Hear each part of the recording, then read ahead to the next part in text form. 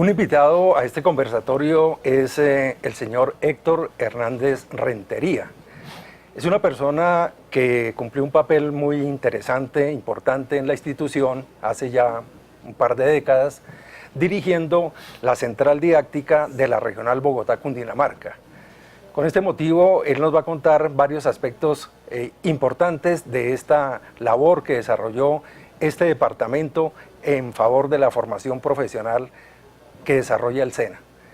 Bienvenido a este conversatorio, Héctor, y primero que todo, pues cuéntenos un poco cómo nace esa central didáctica en el SENA. Bueno, hablando de la central didáctica del SENA, deberíamos hablar de las centrales didácticas, porque realmente en su origen fueron 4: Cali, Medellín, Bogotá y Barranquilla. Por X razones Barranquilla no funcionó, entonces se comenzó a hacer en Bucaramanga. Pero las que más real se tuvieron, digámoslo así, fueron Cali y Bogotá.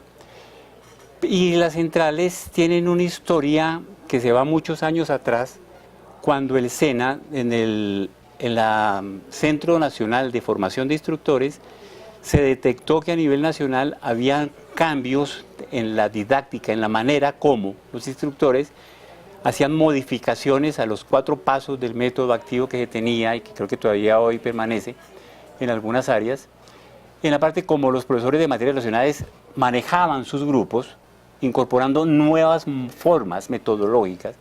Entonces fue apareciendo todo un proceso de búsqueda de nuevas maneras. Aparece también en el horizonte académico, planetario, las nuevas metodologías, nuevas formas pedagógicas tales como la formación a distancia, más que la formación a distancia, la formación programada, instrucción programada, lineal, ramificada, todo eso lo estudiamos en su época acá en el SENA y lo trabajamos, pero allí de cualquier forma siempre se veía que hacía falta un complemento que era el manejo audiovisual, el manejo de ayudas didácticas que facilitara el proceso, sobre todo si yo lo estoy como alumno viendo el material desde mi casa o en otro sitio diferente al SENA. ¿Estamos hablando de qué año? Estamos hablando de la década del año 70, 79, esos años. Bien, entonces todo ese fenómeno se fue apareciendo, aparece en las nuevas tecnologías de comunicación, aparece la televisión ya encartuchada, entonces se vio la necesidad en el SENA de incorporarlo. Además también aquí hay un momento histórico en donde se necesitaba ampliar la cobertura, no tanto por necesidad de ampliar cobertura, sino porque las necesidades de formación profesional lo exigían. Entonces, en esa época se abrieron más de 60 centros en el país, importantes se abrieron, entonces necesitaba mucho instructor y mucho material audiovisual. Y se hizo todo un estudio técnico para ver qué equipos se iban a utilizar, y se diseñó primero, quiero hacer una advertencia, una salvedad, perdón. En el SENA, en la Dirección General, existía la Unidad de Medios Audiovisuales, que fue el germen inicial de las centrales. Eso está ubicado en el Centro de Técnicos de Industria, Pierre Granier. Era un sitio ahí pequeño, donde se dedicaban a hacer sonovisos, o sea, diapositivas sincronizadas con sonido, se hacían modelos en madera y se hacían carteles en screen como ayudas. Eso era lo que había, básicamente. Se tomó ese sitio como centro, como epicentro para generar las centrales. Y allí llegó toda la forma, llega varios personajes como el doctor José María González Chari, que fue el que lideró el proyecto. Por parte de la Dirección General también estuvo Carlos Espitia. Me incorporaron a mí ahí como yo era instructor nacional de instructores especializado en medios. Y había otro personaje muy interesante que es Germán Mejía, que era el fotógrafo, que hasta hace poco pudieron salir de él. Sí. El mejor sentido de la palabra, sí, se pensionó, ¿no? Entonces ahí comenzó a generarse eso, se determinó qué medios eran utilizables. Había la gran discusión, por ejemplo, el cine, había que incorporarlo necesariamente. La televisión, continuar con sonovisos. El cine, hubo la gran disyuntiva entre si se hacía cine Super 8, que era lo que los asesores que la Dirección General contrató, 2 argentinos y un chileno, decían que hiciéramos cine Super 8. que era más didáctico y que era mejor. Nosotros en Bogotá decíamos, hagamos cine 16. Es más versátil en su producción, es un poco más complicado porque exige equipos de edición, la moviola es mucho más complejo, los trucos que se pueden hacer en 16 milímetros no se podían hacer en Super 8.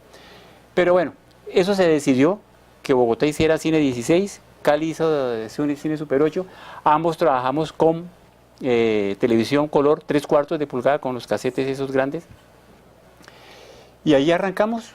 Entonces, eso, como digo, es todo un proceso donde nace de mucho atrás, pero el germen estaba en la unidad de medios audiovisuales.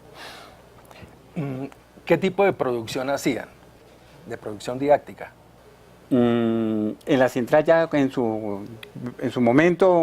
En su cotidianidad, ya cuando empezó los procesos de equipos de producción, con sus guionistas, camarógrafos, etcétera, con todo este equipo, a producir diferentes tipos de programas que apoyaban la formación profesional de la época. Sí, en Bogotá nosotros hacíamos tipo documental, ¿sí?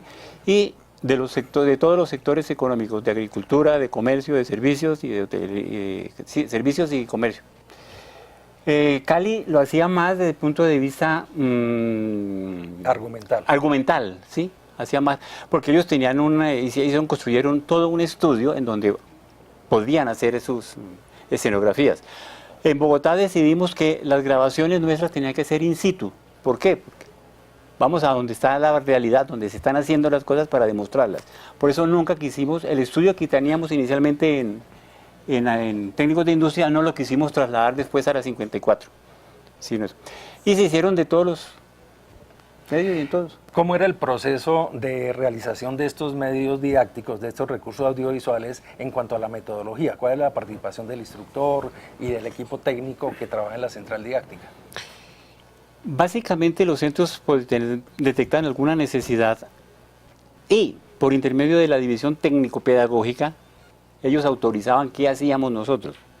O sea que había un filtro, porque de cualquier forma pues es obvio, un centro quería tener de una especialidad pequeña sus audiovisuales, pero hay unas necesidades a nivel nacional mucho más importantes. Entonces, la visión técnico-pedagógica era la que autorizaba. Entonces, para eso, nosotros teníamos en la central didáctica 4 directores, especializados en cine, televisión y sonovisos. En el proceso de producción, el proceso de hacer toda la dirección de, tanto producción como dirección. Y del centro respectivo nos enviaban 1 o 2 instructores que eran los expertos en el tema. Ellos se encargaban de hacer lo que llamamos el texto literario, que en compañía con nuestros técnicos, directores, hacían el ensamblaje correcto entre un diseño técnico pedagógico de un guión. Y de allí llegamos con el equipo ya técnico a hacer las grabaciones en el sitio correspondiente, ya fuera en La Guajira o fuera en Pasto, donde fuera el mejor sitio para grabar. Eso era lo que hacíamos. ¿Cómo estaba conformado el equipo de realización? El equipo estaba conformado por 4, como te decía inicialmente, 4 directores de producción. Germán Mejía, Sonia Prieto, conocida por todos ustedes, Ernesto Niño Mendoza y Antonio Hinojosa, que fue el que menos duró. Había un equipo de sonido, un estudio de sonido bastante completo, profesional evidentemente, y estaba Darío Cardona al mando. En fotografía habían 2 personas que era adicional a Germán Mejía, que fuera a ser director, era un excelente fotógrafo, estaba Harold Negrete. Harold. Después se incorporó Álvaro Gamboa, y había un equipo técnico de dibujantes, porque hicimos cine animado en automotriz, para mostrar el efecto de las válvulas, por ejemplo, recuerdo ahora, se hizo dibujo animado. Además, eso me hace recordar que la capacitación que recibió todo el equipo técnico de la central fue bastante sustanciosa, en toda la parte técnica, por parte del SENA colaboró con el centro, ¿cómo era que llamaba? Fondo de Promoción Cinematográfica, sí. Allá hicimos mucho de eso. Y había toda la parte administrativa, pero en general todo eso. Teníamos de las cosas que facilitó el trabajo, teníamos un fondo rotatorio. No recuerdo cuánto era el dinero que teníamos, pero para poder pagar, porque aquí viene lo interesante. Cuando estamos trabajando en cine 16 milímetros en Bogotá, en Colombia, no había un solo, y creo que todavía ya no hay, un solo laboratorio cinematográfico de 16 milímetros. Tocaba enviarlo al exterior. No les cuento cómo lo hacíamos, pero lo hacíamos. Entonces, pero necesitaba un fondo rotatorio para poder facilitar ese proceso. Teníamos en la central didáctica una truca, que según tengo entendido, solo Fidel Castro y la central didáctica de Bogotá existía en América Latina. Y la truca era un aparato grande, una habitación bastante grande, en donde se podían hacer los diferentes trucos que uno ve en cine.